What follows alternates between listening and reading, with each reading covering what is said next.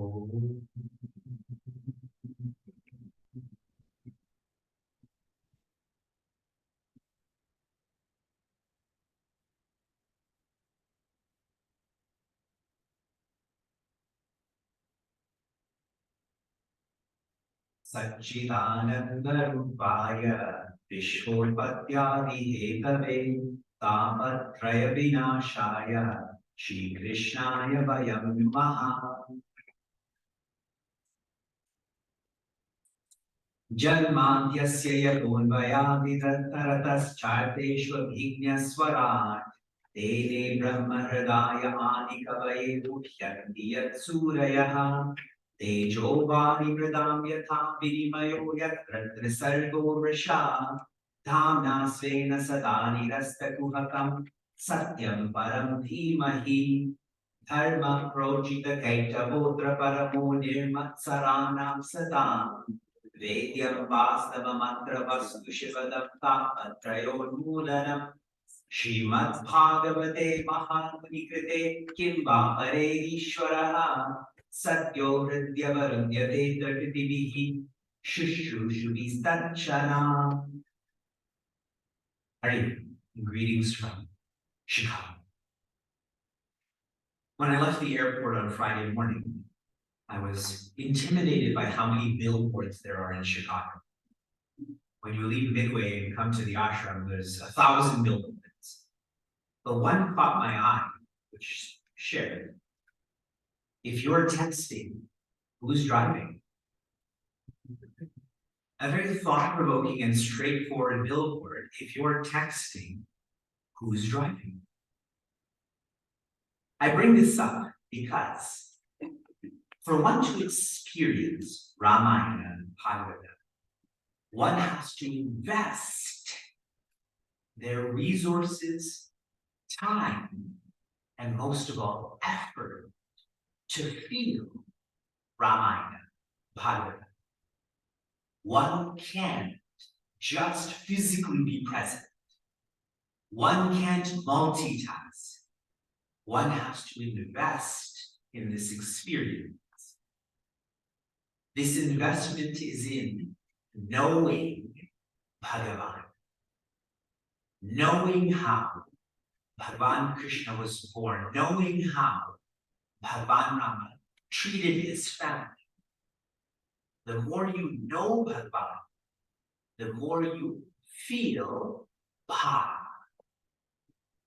Bha means light. In the word Bhagavata, that first syllable, Bha, means light. And if I can share this in a more tactile way, the more one knows Bhagavan, the more one knows Bhagavan is holding on to us. And if you feel that Bhagavan is holding on to you, you let go of stress, anxiety, dejection. So though this is a course on bhakti, the utility of this course is really unprecedented. We are completing our 160th hour of Vedanta and Bhagavata. We will complete this month on December 10th. That is 168 hours, or the hours of an entire week. Lots of people are exposed to Bhagavata Saptanas, where you experience Bhagavata over a week. We're experiencing this over the number of hours in a week. Very unprecedented. In the 12th section, which focuses on tuning into the fundamentals, in Sanskrit, Nirodha. In the 3rd chapter, we are beginning this chapter with a Bhumi Gita. What is the English word for Bhumi? Earth. This is the earth's song. And what the earth sings out, she is describing what is happening to her. And certainly that's not positive. There are thieves disguised as leaders who are causing harm to the earth. And in this Bhumi Gita, then she asks, She's asking Bhagavan Krishna, she's asking the divine, what can be done to help rather than harm the earth? What can help people rather than them feeling harmed? And the answer that is given is japa. What does japa mean in English? Chanting, repeating, remembering. Japa is raising the quality of your thoughts. And if you raise the quality of your thoughts, what happens to the quantity of your thoughts? They're reduced. When you eat good food, you don't have to eat lots of it. I think about my grandmother. When, as long as I've known her, it would take her a long time to buy the food, prep the food, cook the food, eat the food. And so I feel like she and my grandfather were fit because they were having a high quality experience. Now, if you ask me what I want to eat, it's Taco Bell. And that too, vegetarian Taco Bell, so it requires less cooking. Japa. And one more insight from this third chapter is that we're all living in two dimensions. One is our outer dimension. That is where society holds power on us. But then there's an inner dimension where we hold power on society. So which one is more powerful? Let's have a quick vote. What's more powerful? How many of you vote society? How many of you vote you? You're more powerful? Good, thankfully. What's the point of this course if society is more powerful? If I could change the terminology to your willpower is greater than world power. Gandhiji, whose birthday we just celebrated, is a great example of that. I recently heard that when Bharat became independent, 39 other countries followed suit. So willpower is greater than world power. By raising the quality of thoughts, we live in Krita Yuga, where there's integrity. Chapter 4. Chapter 4 is very much about, it's called Pralaya, or what happens when creation starts to become uncreated. I'm reading to everyone. Verse 36. Kala sroto javenashu priyamanasya nityadam parinaminam avasthasta janma pralaya hetavaha. Kala sroto javenashu means time is like a flow of water that is powerful and rapid. And what does it do to all? Priyamanasya nityada. It's constantly taking away. Today when I was offering arti, I was looking at the altar and noticing that scary face on top. Do you know what that scary face on top is? That's time. That is the face of Kala, or time. The notion being everyone outside of this ring of fire will be eaten by time. Sometimes that's the face of a Rakshasa, sometimes of a tiger, sometimes a dragon. And our aspiration, like a bullseye, is to get inside of that ring of fire. Then, time can't take anything away from us. Symbolism is awesome. But just an altar. I see so many of you looking, you know this ashram was inaugurated in 2008, correct? Now you're noticing that 16 years later. And then continuing this verse. Parinaminam avastastha means everything is subject to conditions and modifications. Janma pralaya hetavaha, and so all is comprehensively being born and dying. This is the verse Rishi Shuka shared with Raja Manish. Here's some more insights. The first type of pralaya is known as Nitya Pralaya, or daily dissolution. Daily dissolution is when you go to sleep, of course. Really, daily dissolution is when you're not paying attention also. Yes? Suppose I'm paying attention strongly and then I get distracted by what's for lunch? Or all of these babies are going to be in line before me? So you see how that's been dissolved. That experience has been dissolved. Nitya pralaya. Now a deduction for us.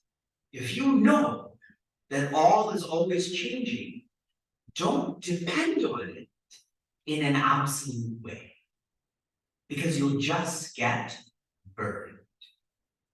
Agreed? We've all experienced this too, those who are a little bit older. Next is Naimittika pralaya, which means special dissolution. Naimittika means cause. There's a cause for this pralaya, and that is when Bhagavan Brahma goes to sleep. Nitya, you go to sleep. Naimittika, Bhagavan Brahma goes to sleep. And if the creator goes to sleep, what happens to creation? It's all dissolved. What's quite lovely about this is that Bhagavan Brahma sleeps in Bhagavan Narayana. And so an implication for us, when you sleep, you return to the lap of Bhagavan. That's why we love sleep. Because we feel absolutely safe. Our younger son tends to sleep more than our older son. And I always try to tell my older son, when someone is sleeping, don't wake them up. But there's some distortion in the Wi-Fi as I'm talking to him. When I say it, he thinks it's his job to wake people up. Why pralaya is brought up? I'm going to explain some of the logic here. In the 3rd chapter, the awfulness of Kali is described. People are always fighting. People think that money and power is the focus of life. So now Raja Parikshita is thinking, he's extrapolating, what if people don't stop? Then what will happen to people? What will happen to the world? And that's why Rishi Shuka is extrapolating. These are the details of what will happen if people don't change. Number 3, this is unique, this is new to most students. Prakrita pralaya. Prakrita. This is when the elements become dissolved or unmanifest. Prakriti, sort of making that connection. The Prakriti goes to sleep. This is actually when Bhagavan Brahma dies. Please contemplate on this. The highest form in this pyramid or ladder of creation is Bhagavan Brahma. And I just intentionally stated that Bhagavan Brahma will die. If he's going to die, I definitely am going to die. And all that remains is Bhagavan Narayana.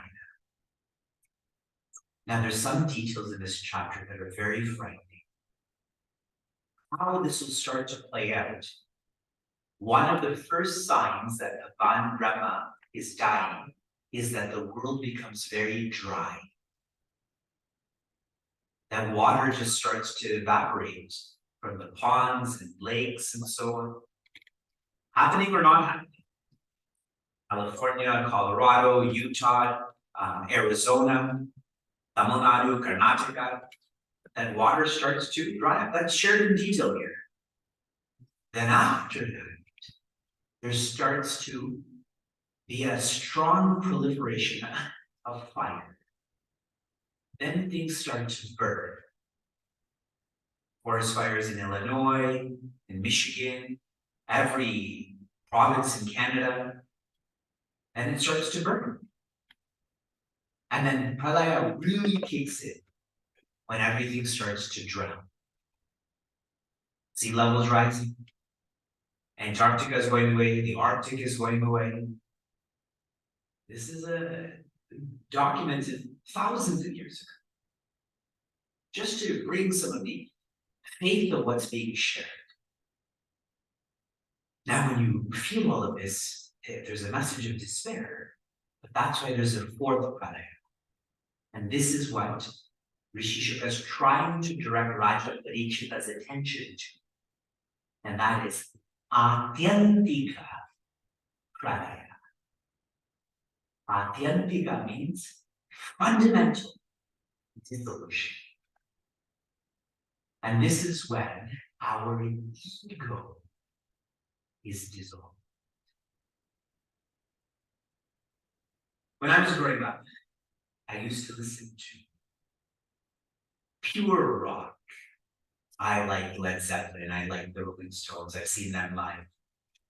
Then as I evolved, I started to like alternative rock, like Pearl Jam, Nirvana. The word Nirvana is a Sanskrit word. It means to blow up. Back in the day when Nirvana, the band, started to play, at the end of their shows, they used to smash their guitars and blow up the speakers. So they had this very authentic idea to call themselves Nirvana, because we blow out our equipment. Now I'm more into folk rock, like the Lumineers and Mumford & Sons. The Lumineers are playing in London in February. I will go see them. You can come. So, but the meaning of Nirvana in a beautiful way is when the ego is blown out into the spirit. That's the Atyantika dissolution. This is when I earlier shared that Bhagavan Brahma dies and only Bhagavan Narayana rests. But with Atyantika Pralaya, you become Bhagavan Narayana. I hope you caught that difference. In Prakrita Pralaya, Bhagavan Narayana exists. In Atyantika Pralaya, you become Bhagavan Narayana. For those who are connected to our history of bhakti, what happened to Rishika Anda? What happened to her body? She merged with Bhagavan Ranganatha. What happened to Devi Mira? Where was she buried? Where was she buried? She merged with Bhagavan Krishna. So what's being shared here is not esoteric. We have documented history of all of this happening. What Pujaswami Chinmaya Tejomayananda shared with us in regards to this. When you know infinity, then what happens is that the finite dissolves. When you know infinity, the finite dissolves. If you know the post, what happens to the ghost? It dissolves. That's why the word Chinmaya externally means knowledge, but internally means awareness. Knowledge of awareness. Then we don't have to fight against the world. The world will not affect us. This fourth chapter is completed with, I'm reading another verse to everyone. This is the 43rd verse. Etam vakshyasau suta rishibhyo naivishalaye dirga satre purusheshta samprishta shaunakadivihi. Etam, amongst us. Vakshati, there is going to be someone who speaks. Asau Suta, and that person is Suta. His other name is Ugrasha. Rishibhyu, Naimishalaye, and he is going to speak to the rishis that are gathered in Naimishalaye. What's going to be happening there? Dirga Satre Kurusheshna. Raja Parikshita, there's going to be a long ritual there. Like for 5 years, I think 168 hours. Samprishtaha, and he will be asked by Shaunaka Adivihi, by the great Shaunaka and others. Why I read this verse to you is that in Srimad Bhagavatam there are three main dialogues, three main samvadas. The first that we've come across is the great Shaunaka asking Rishi Ugrashava 6 questions. I mentioned that last week. The first question out of these 6 is, what is the greatest good for the greatest amount? He asked this question, what can help the most people in the most ways? It was from that question that Bhagavatam started to unfold. So if you're asking him, what can I do to make my life gooder? The answer is Srimad Bhagavatam. The second dialogue, Rishi Ugrashava says, your question is not original. This question was asked by Raja Parikshita to Rishi Shuka. That's the second dialogue, the most of what we've been exposed to. But now this whole Bhagavatam is ending, so he's bringing it back, with the implication being the third dialogue is our Guru Shishya Parampara and us. That's the third dialogue. We're hearing it. We're feeling it. So the Guru Shishya Parampara is like this conduit from dialogue 1 to dialogue 2 to dialogue 3. And please think about this carefully. How many of you wish a family member of yours were more involved in self-development? The rest because they're sitting, near you, correct? But why are you here? Now you're going to say, because Chinmaya Mission Chicago makes the parents attend, that's why. I'm sure you can circumvent that, but you're here. And thus far, I've spoken for many hours in Yamunotri. I have yet to see someone sleeping while I've been speaking. Maybe because you haven't seen me for 5 years. Maybe if I came next month, you would sleep. But this is Bhagavan Krishna just channelizing himself to us. And now I was supposed to cover an entire 5th chapter. I'm only going to share one message because I know everyone else online has to keep moving. Here is the message. Etatte katitam tata yathatma prishtavan ripa harer vishwatmanas cheshtam kim bhuya shrotam ichasi. I'll just translate this in English. Etatte katitam, all that I've shared to you. What does he call him? Tata. What does Tata mean in English? Now the South Indians are saying grandfather. Tata means someone you love, particularly in a childlike way. You saw that in the Ramayana, being shared now. Rishi Shuka is a young boy. He's probably under 16 years old. And here, this is Raja Parikshita, who's so old, he's about to die. And he's calling him Tata. Because it's a love relationship. It has nothing to do with biology. Yathatma Prishtavan, I have taught you about who you are. I have taught you the spirit of you. So who are you? Adi Vishwatmana. You are Bhagavan. In your heart is Bhagavan Vishnu. And here's the most beautiful part.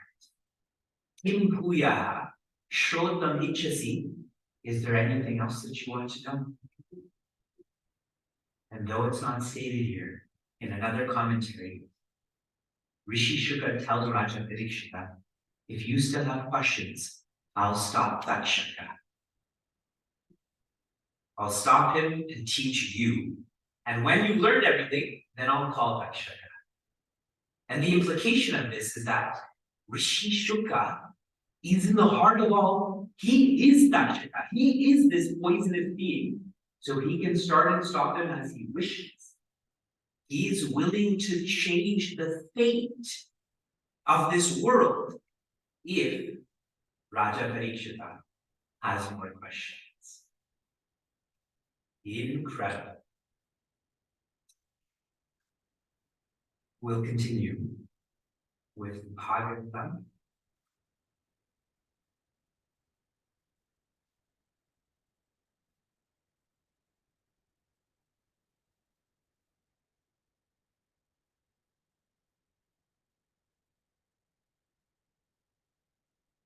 We will continue with Bhagavatam next week in chapter 5 and Shanti, Shanti, Shanti. You can all stay if you want. I'm going to continue with Ramayana. I'll try. Anyone who wants to go can. And anyone who wants to stay can.